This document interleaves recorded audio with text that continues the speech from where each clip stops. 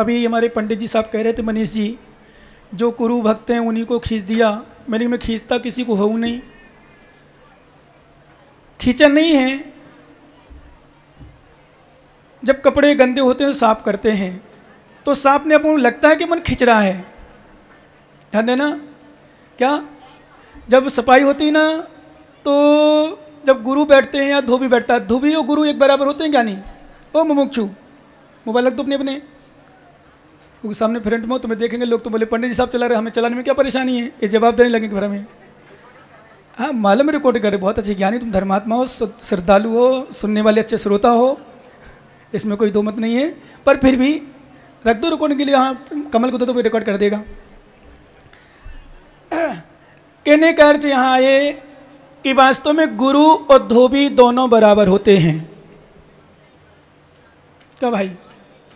धोबी कूट कूट करके धोता है और गुरु सुना सुना के धोता है। धोबी पीट पीट करके धोता है और गुरु सुना सुना करके धोता है। और जिस व्यक्ति ने धोबी के मार सहन नहीं कर पाया तो पीटना सहन नहीं किया तो उसके कपड़े साफ नहीं हो पाएंगे, और जिस व्यक्ति ने गुरु की डांट सहन नहीं की उसकी आत्मा साफ हो ही नहीं सकती। ये नियम है। इसलिए हमारे आचार्य कहते हैं, ध्यान देना, हम लोग कूटते नहीं हैं, हम लोग डांटते नहीं हैं, हम लोग समझाते हैं।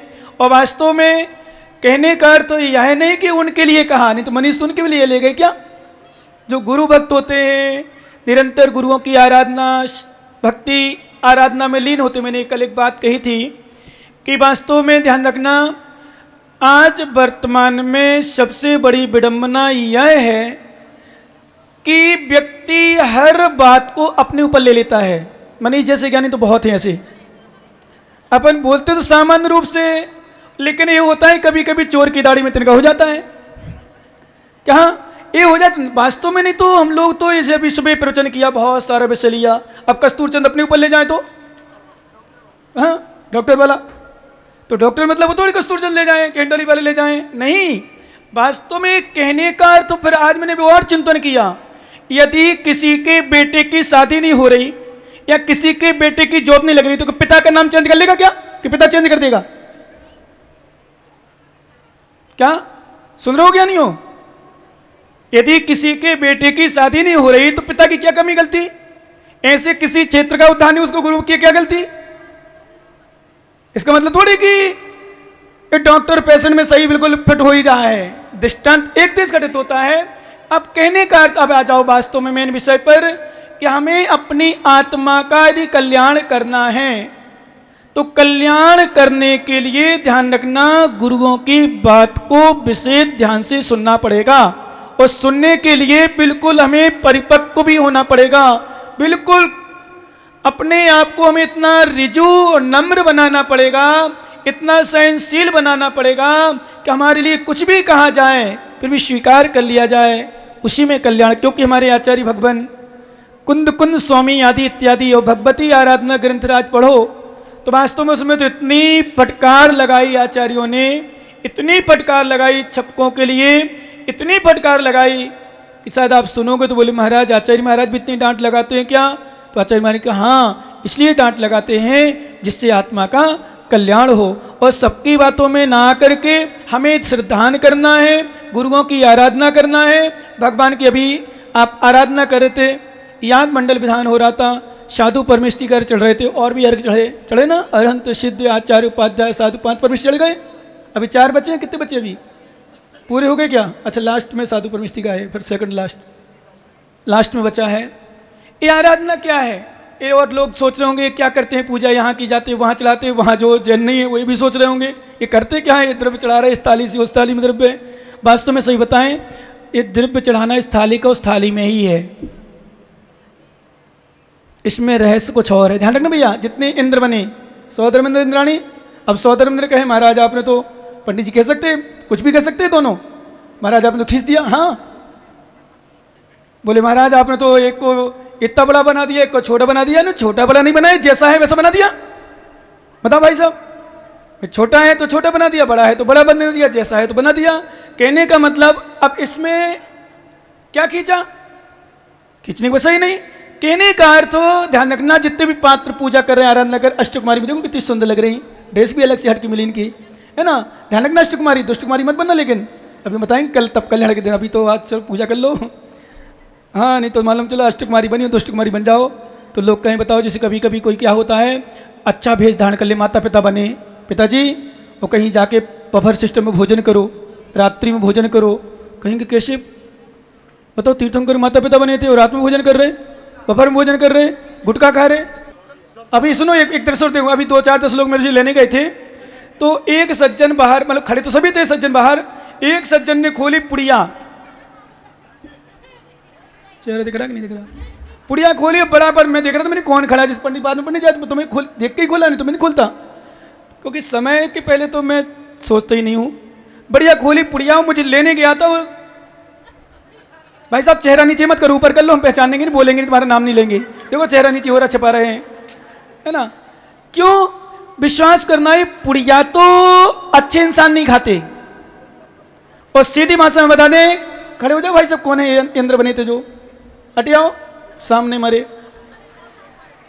कौन है, धनपति कुबेर है कि पिताजी बने क्या? ये खाते थे, खाते थे, खाते थे, अभी थोड़ी खा रहे। अबे भगवान के दरबार में कैसे खा रहे? खा ही नहीं सकते। हाँ, अभी तो खा के अभी तो कुल्ला करके आए। वो बोले मैं 13 तारीख से नहीं खाए, 13 तारीख 16 तारीख 13 तारीख से, लेकिन आज से उनका आजीवन त्याग हो गया।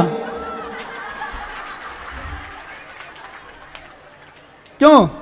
नबी राय जी खड़े हो जाओ एक बार फिर से, बैठो नहीं, यहां खड़े हो सामने, अष्टकुमारी खिसकते थोड़ी बेटा, बोलो महाराज जी, आज से हमारा आजीवन के लिए गुटखा, तमाकू, बीड़ी, सिगरेट नहीं पीते, त्याग है, आज से हमारा त्याग, त्याग। और जिस दिन हम तमाकू खा लेंगे उस दिन के लिए भोजन का त्याग, मतलब सही में खा लेंगे, बोले तो भोजन नहीं करेंगे, बोले फलाहार खा ले, मतलब इतने ज्ञानी लोग हैं। ध्यान रखना, पिताजी बने हो, पिताजी बने ना, भूल के मत खाना। वो हम तो कहते एक बात बिल्कुल स्पर्श में जितने लोग खाते भैया ध्यान रखना, नीचे ओ मुमुक्षु पेच की बावड़ी, हाँ ताने देख लियो मैंने, मान नाम पता नहीं, मैं नाम बोलते तो मैंने कोई शर्म नहीं आती। ध्यान रखना, सीधी बात, अरे खड़े रहो, सीधी भाषा में तमाकू, गुटखा आदि तो गधा भी नहीं खाता। और तुम 3 लोग के नाथ के पिता, जीवन में सोचना भी नहीं, पान, गुटखा, चाय, सुपारी, रात्रि भोजन, बबर सिस्टम, आलू, प्याज, मूली, शकलकंद, गाजर आदि आदि, बहुत बढ़िया, 70 से नहीं खा रहे, केवल केवल केवल गुटखा पर खाते रहे।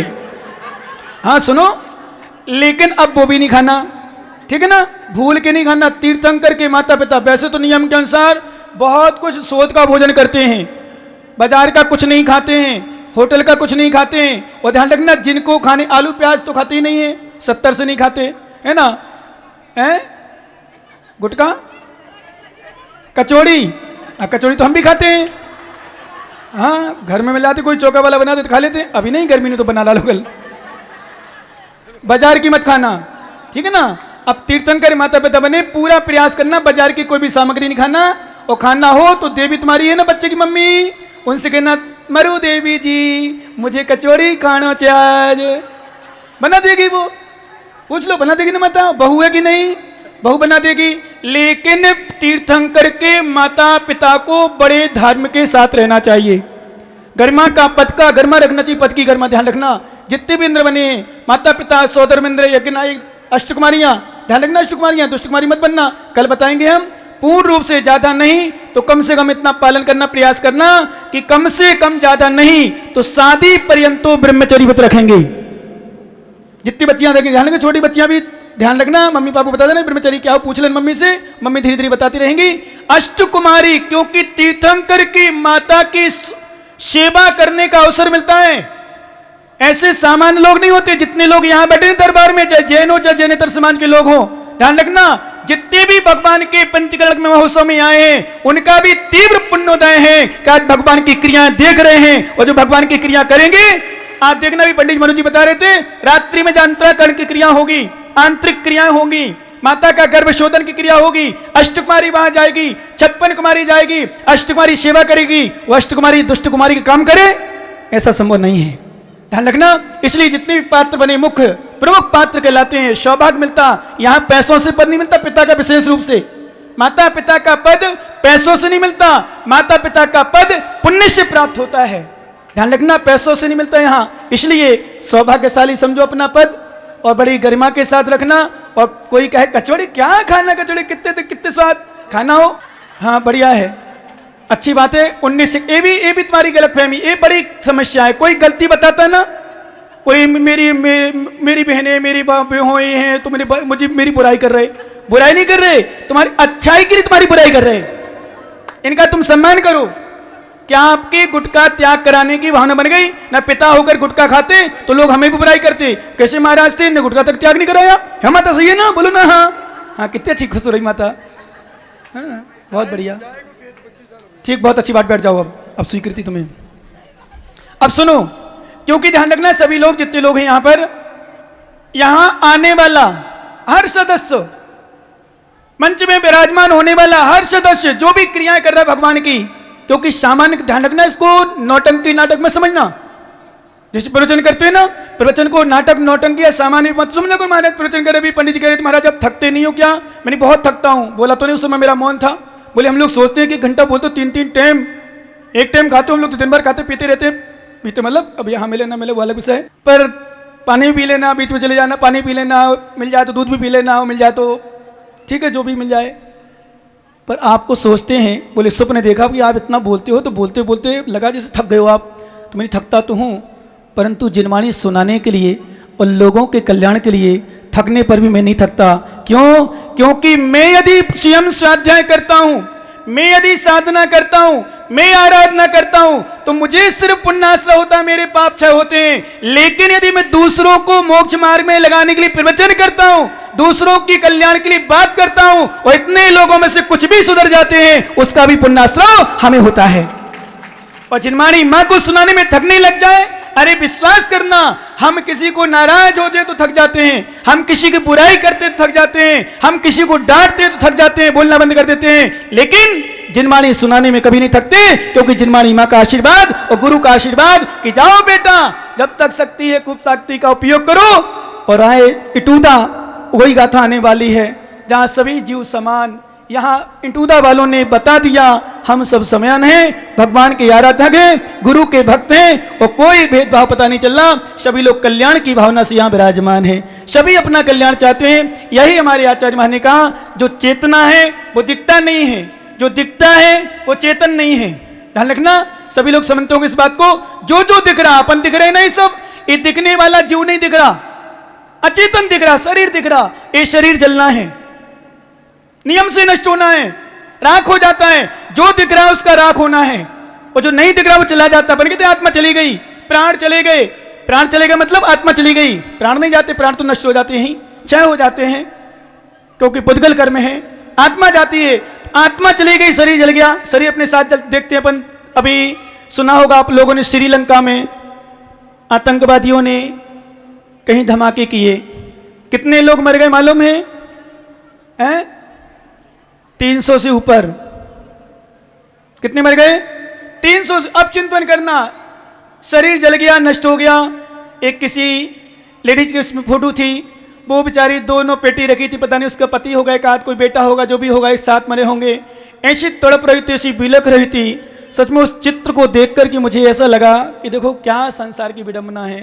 कभी भी, इसलिए मैं कई बार अपनों को चेताता हूँ, ध्यान रखना भैया, चाहे रतलाम से आए हों, चाहे कोटा से आए हों, चाहे आवा से आए हों, या अन्यत्र और जहाँ जहाँ के यहाँ के लोग रिश्तेदार हों, चाहे वहाँ के हों, हम लोगों का बोलने का अर्थ यह होता है कि कुछ ना कुछ तुम्हारे जीवन में सुधार हो। कोटा में आपने सुना हो, कोटा में प्रवचन किए थे हमने महावीर जयंती पर, सुना भाई साहब? आपने सुना था महावीर जयंती का? आज भी याद करते हैं कुछ लोग। 1.5 घंटा प्रवचन किया था मैंने, गर्मी का मौसम था भयंकर, मैं सूख रहा था, गला सूख रहा था, तब ताईमान धूप में गए थे वहाँ जुलूस में, 1.5 घंटा किया था। विश्वास मानो, हो सकता है कुछ लोगों को अच्छा नहीं लगा हो, और सच में एक परम सत्य है। हम तो हमेशा कहते हैं दूध कभी कड़वा नहीं होता, लेकिन फिर भी दूध कड़वा लग जाता है। बैंक मैनेजर नहीं, ये आगे वाले भाई साहब है ना, हाँ, क्या नाम आपका? विनोद कुमार जी, विनोद ना, विनोद कुमार जी। दूध पिया कभी आपने? कैसा लगता है? लेकिन आपकी पत्नी बता रही थी, आप तो एक दिन कह रहे दूध कड़वा लग रहा है। नहीं, मैंने सुना है, पूछा था एक दिन, अभी मैंने पूछा कि दूध कैसा है, तो दूध वास्तव में आप तो हमेशा कहते तो मीठा है, लेकिन एक दिन कह रहे थे कड़वा लग रहा है। अरे भाई, दूध कड़वा नहीं था, दूध तो वही था, मधुर था, मीठा था। लेकिन क्या करूं, जिस दिन आप कड़वा कह रहे थे उस दिन आपको बुखार था, पित्त ज्वर हो गया था। अब पित्त ज्वर होने पर दूध कड़वा लगता है। ऐसे जिसके मिथ्यात्व का ज्वर हो, अहंकार का ज्वर हो, कसाय का ज्वर हो, उसको गुरुवाणी कड़वी लगती है, और जिसको कल्याण करना हो उसको मधुर लगती है। जिसको दूध पीना है, जैसे एक बार क्या हुआ, मैंने एक दिन बताया था कहीं, एक व्यक्ति अच्छा बड़ा आदमी, अच्छी व्यवस्था में होंगे, एक बड़ा आदमी व्यवस्था बना रहा था, और बढ़िया नमकीन, कचौड़ी और धीरे धीरे जाएंगे, रसमलाई पे अभी आ जाएंगे एकदम, मिश्री मावा बढ़िया रखी थी, रसमलाई, रसगुल्ला, इनको रसमलाई अच्छी लगती होगी, कहते खिला तो देना इनको पंडित जी को, है ना। तो उन्होंने क्या किया, उनकी प्लेट में जब पहुंची रसमलाई, मिश्री मावा और कचौड़ी और केला चिप्स, उन्होंने क्या किया, रसमलाई और मिश्री मावा को अलग कर दिया। मैंने कहा लोग तो बड़े चाव से खाते हैं, इसने अलग क्यों कर दिया? वास्तव में पता चला कि खराब नहीं है, वो थी तो बहुत स्वादिष्ट है, लेकिन उसको डायबिटीज थी। किसको? जिसने अलग किया था उसको डायबिटीज थी, और डायबिटीज वाले को रसमलाई, मिश्री मावा हानिकारक है। ध्यान रखना, जिसको डायबिटीज हो गई है, जिसको शुगर ज्यादा हो गई है, उसके लिए मिठाई अच्छी नहीं है। अच्छी लगने पर भी निकाल देगा, नहीं निकालेगा तो बढ़ेगी।